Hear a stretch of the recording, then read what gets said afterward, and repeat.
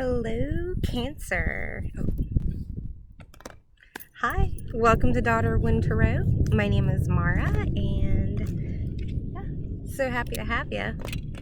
Ooh, we got boys buzzing by on bikes. So I decided to take the GoPro Tarot series on the road, like I promised yesterday. So I'm about 7 miles uphill from my house. I was going to the Dolly Steamboat Riverboat. I was going to use that as a backdrop, but then there was some like maintenance guy creeping around. So I went over the mountain passway, and lo and behold, there's this trail. So I've got the white tanks behind me. I don't know which ones those are way in the background. I don't know if you can see them back there. And then the Australias are way over there, but I'm probably making you seasick. So trying to get, just trying to some different backdrop locations and go from there. So happy to have you. Picked up my crappy little sunglasses from Dollar General and put those on real quick so I can see them cool. All right, so this is a message. We're gonna start out. I'm gonna do this. I'm like quick, like I'm in the middle of a freaking field right now. So, which isn't really a bad thing, but I don't have a tarp. I'm just using my rain jacket, and I'm a little itchy. So, like that, and not in it like a good itchy. You know what I mean? All right. I can barely see the screen. I think you can see me. Okay. Let's do this. I'll squint a little bit. So I'm going to be using my shamanic deck. I did prep these all at the house. I need to get some Palo Alto though. I don't know why I'm talking about loud. Anyways, welcome. I'm going to do some shamanic oracle cards with a little layering of the good tarot. And this is just kind of a quick, hey, welcome back. I'm going to be filming stuff for all my Patreon this week. So I'll have April up by the end, half of April up by the end of this week. But this will be a daily thing. I may not shoot daily, but you'll have something daily, at least for the next, until Cinco de Mayo. That's the goal. Okay? Because, yeah. Anyways. All right. So what messages? How about that? I shouldn't determine the cards. What messages do you have for my Cancers today, Spirit? I figured if you can't go outside, I can bring you out here. Wow, I got 3. Wow, really 3 intense ones. I'm like, now I get nervous every time I see the coyote.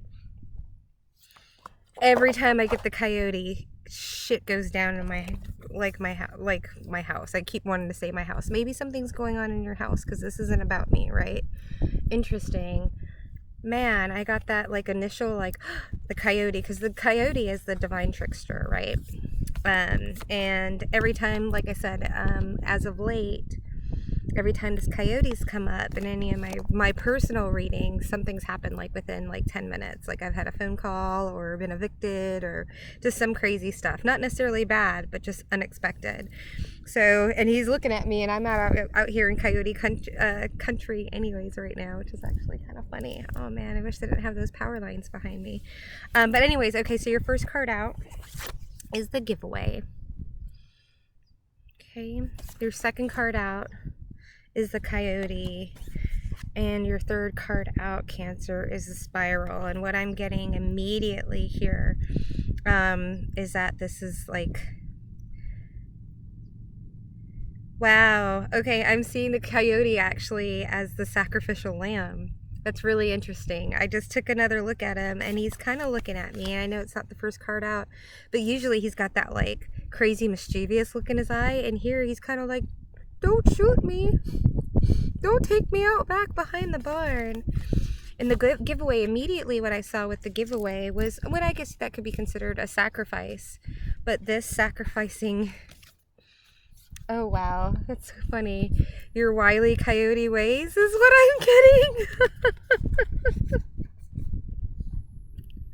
I'm just laughing because like I feel like I'm in Roadrunner country right now at the base of a mountain, and it's about the Roadrunners just about to go like pew, pew. Maybe that was our guy on the bike there, was the Roadrunner.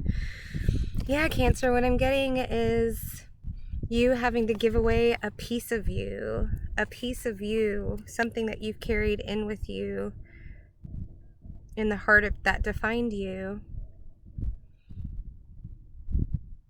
You're having to sacrifice in order to get what you want. Interesting. So you're giving up a piece of what you think, I guess, you want. I guess sacrifice would mean that's something that you want. It's you're feeling the sacrifice of it, so it means that it's something that is sacred, right? That is close to you. And you're having to give that up for something that you want. So maybe what you're giving away isn't necessarily something that you want. It's just something that you don't want to give away. There's a difference, right? I know for me, a lot of bad habits, there's things I wish I could just give away and say, hey, take it from me. You know, I don't want to deal with this bad habit or negative thoughts or whatever. You know, I have a lot of, definitely have vices or what have you, getting better with those. But, you know, my biggest vice, I think, are negative thought patterns, you know. And that's what they are, patterns. Speaking of pattern, you know, the third card here is spiral, and that's all I'm getting off of this is these patterns. And wow, okay, yeah, so I'm seeing the spiral is it should be an easy, like Esther Hicks talks when she channels Abraham about going downstream and going with the flow, and instead of trying to paddle upstream and going against and presenting resistance, I actually see the spiral here at this particular spiral. Like I think of like the smooth spirals like at the science center or the science fair, yeah, the science center where you can roll your quarters in and it's like this smooth like whirly, like not tornado in, but like volcano in, but it's not, it's like the yeah, spiral in, but I mean it's, and then of course I'm thinking of Tool. I love Tool. Spiral in, spiral out, lateral out. It's like a great album. Anyways, but I see this spiral as having like that patterning in it is like the scales, like these thin scales. So when you're trying to go down through the pattern, almost like a pinball machine, and the pinball machines, like the old school ones, would have the flaps that you had to get the pinball past. But once the pinball went past it and it came back, it hit the flaps and it couldn't go backwards anymore. And so, like if you were a swimmer in a pinball machine, getting this. You would want all the flaps, all the scales to be going forwards. If you went backwards, it would be like, you would be anti-slick. I don't know where you wouldn't, it's like swimmers shaving their bodies, right? They try and get all the hair off so they're more aerodynamic, like getting rid of the resistance. And I feel like this is just this thin layer of resistance as you go down. It's supposed to be this smooth, like, whoa, like hit your head. Like when we were younger, my girlfriends and I, we'd give ourselves wedgies with our bathing suits, like pull our bathing suits up our asses and put Crisco on our butts and then go down my friend's slide. Down like a slide, and we'd go so fast sometimes we'd hit our heads on the back of the slide because we were sliding down so fast. This is not that. This is not that. This is, I don't want to go. I don't want to go. And oh, I'm looking at this right here. Like the feathers here, if you were to go backwards, that would kind of make you slick and stick, right? But you don't want to give up. The sensual pleasures, the scenic pleasures. Okay, I don't know if we're getting into porn now. I don't care what your vices are, okay? What I'm saying though is that you are gonna have to let go of something in order to get what you want and to get rid of all of this resistance that you've got going on here. Okay, we're just gonna keep pulling from the shaman. Oh, no, we're not going to. So, what kind of animal energies should you embody to help? Like, we're at 9 minutes. I'm like, where am I going with this? But I'm being called to use my unknown animal tarot deck. I'm trying to keep it short, but I'm like, this is way too short. Okay, we're going here. So what animal energies should Cancer be embodying to help release what needs to be released? What animal energy? Whoa, okay. Wow, okay. So I've got 3 here. I've got, sorry, I got taken aback there. I've got panther, spider, and crow. And I'll tell you what I get with these 3. So first of all, panther. Panther is a go-getter. It can have a very aggressive feeling to it, an aggressive energy. I'm actually starting to learn that literally this Panthers, this card, as an energy, is a lot bigger. The energy is a lot bigger than its bite. I would much rather have the Panther than I would the Scorpion. Okay, we're still presenting from, yeah, no, this is the fire element. And sometimes it can, indicate jealousy and rage. But it also, in the book, means, the Panther is stealth through the night, but it's a go-getter. It stalks its prey. It's focused. It's laser focused, and it gets things done. Nobody would ever say, "Oh, that lazy Panther," right? So it's a very forward energy. And so maybe you're needing Cancer in order to get, I'm getting this I think something that the whole collective, that's why I'm out on my bike, is feeling, very lethargic. And that's what I'm feeling, is like, this is almost overcompensation. It's like the guys that, the short guys that have really large trucks, no offense, sorry. It feels like overcompensation, like, having to get yourself. I even felt that way today, getting out of bed. Usually I'm like a jump up and, run and pump and go and whatever. And like, I can feel the lethargy and the, like, what was I saying yesterday that I was, would dogs get hip dysplasia from sitting on my ass so much? I felt like today I had to have like an extra oomph to get out of bed, which is what I felt like when I I used to weigh a lot more, and it just felt like this. And I'm not getting all like weird about my weight or anything like that. I plumped up, but I mean, it was just like, it's been a long time since I felt myself actually have to like pull and rock myself out of bed. And I felt like it was more mental, and I really took note of it. And that's what I feel like the Panther is here, is an overcompensation, right? Man, I'm glad I put sunblock on. I think I need to put more. Overcompensation of like just getting yourself to get up and recognize and use these green eyes to see what exactly it is you need. Because right now, what it's saying is, use that that get up and go to manifest. Spiders, it can be a meddling, whatever, but that's what I'm not getting. This is talking about giving it away, giving what's not, and this could be the habit.